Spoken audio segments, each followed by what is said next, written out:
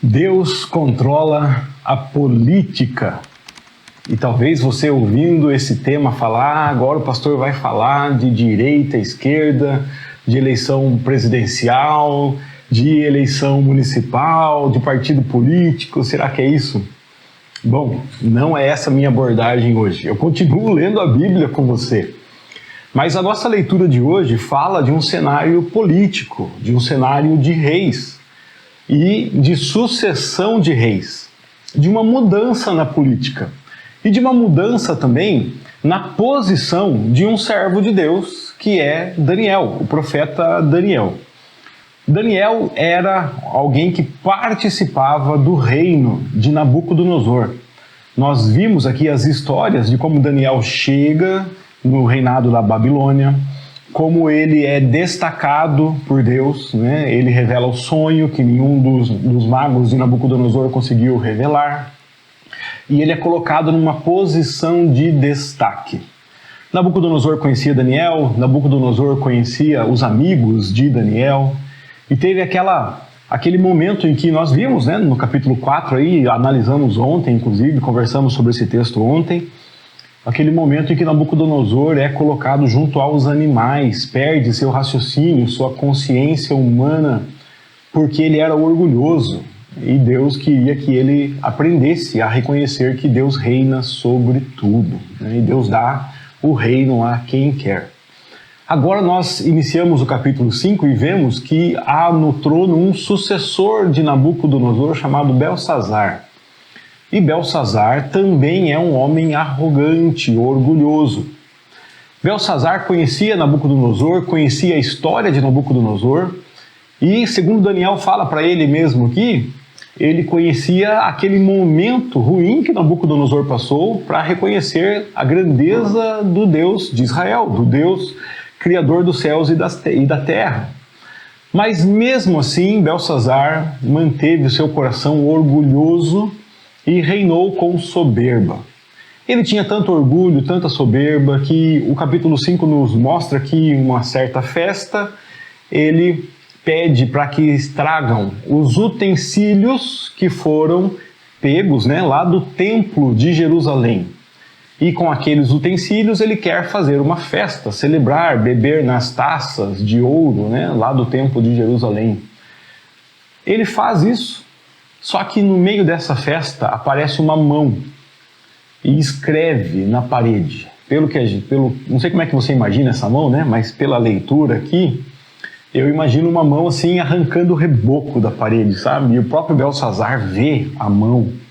E a mão escreve lá na parede e ninguém consegue decifrar qual é aquela escrita. Ele chama os seus magos e é interessante perceber que entre os seus magos não vem Daniel. Daniel não está mais naquela posição de alguém próximo ao rei. Daniel foi deixado de lado.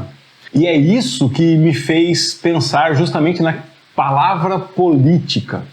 Porque Daniel participava de um reino, era envolvido com a política de um reino, estava entre os mestres daquele reino, entre a elite daquele reino, e de repente muda o reino.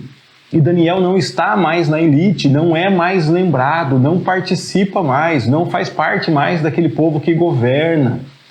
E Deus resolve colocá-lo novamente sobre os demais, colocá-lo na elite, colocá-lo no governo, colocá-lo no controle, e Deus faz isso com muita facilidade.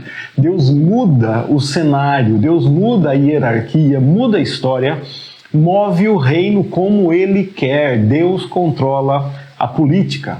O que acontece? O rei manda chamar os sábios, os magos, e fala que vai dar uma posição muito elevada para a pessoa que conseguir decifrar o que está escrito na parede. E os seus magos vêm, porque a promessa é que aquela pessoa que decifrar será o terceiro mais importante em todo o reino da Babilônia. Então os magos tentam, mas ninguém consegue. Até que a rainha mãe fala: Belsazar, lembra de Nabucodonosor? Ele tinha um homem que era amigo de Deus, que o Deus habitava nele, e aquele homem conseguia decifrar, chame Daniel. Então Belsazar manda chamar Daniel e oferece todos aqueles presentes. Daniel fala: fique com os presentes para você, não é isso que me interessa, mas eu vou contar para você o que está escrito aí. E antes ele fala para Belsazar: olha, você é sucessor de Nabucodonosor, e você sabia que Nabucodonosor foi punido por causa do orgulho, e você está agindo com o mesmo orgulho. Agora Deus está mandando a notícia de que punirá você pelo orgulho, e ele traduz o que foi escrito na parede. Está escrito o seguinte na parede: Mene, Mene, Tekel, Parsim. E Daniel dá a seguinte tradução: Mene, Deus contou os dias de seu reinado e determinou seu fim. Tekel, você foi pesado na balança e não atingiu o peso necessário.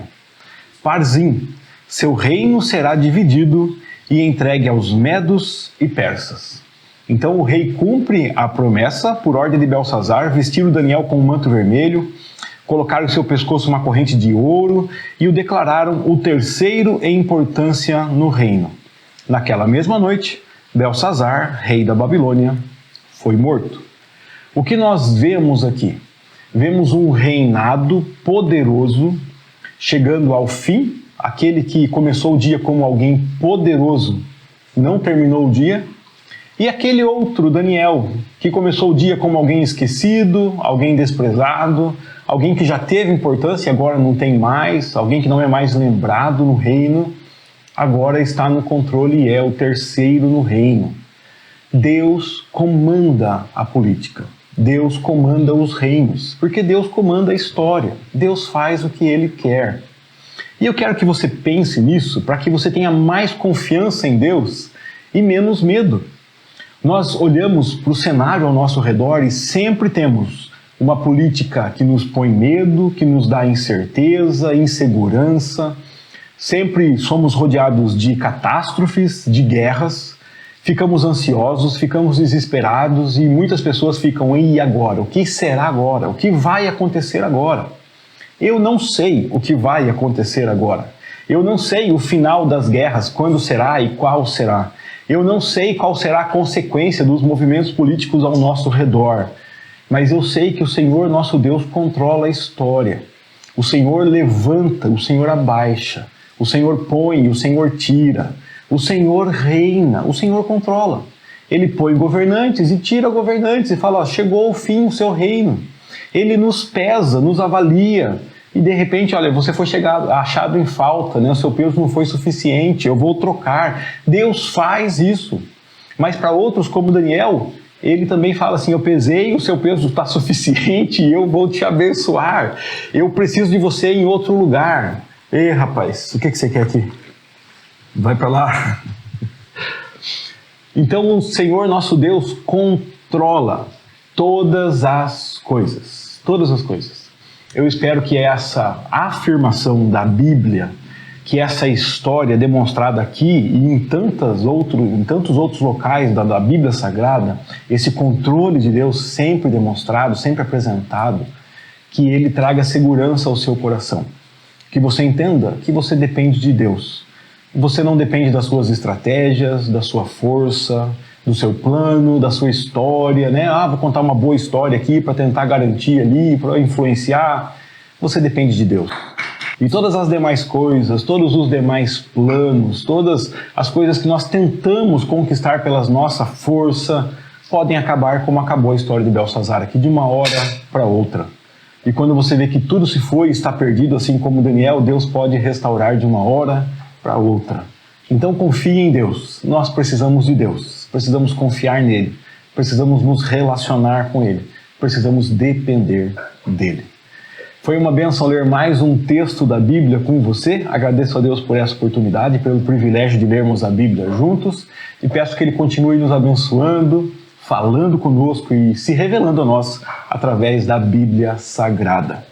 Lembra daquele meu convite do final dos vídeos sempre, né? Antes de ir embora, verifica se está inscrito no canal, deixa um like no vídeo e volte amanhã, porque todos os dias estamos aqui lendo a Bíblia juntos até fecharmos a sequência da Bíblia 365. Então um grande abraço, Deus te guarde e até o próximo vídeo, se Deus quiser.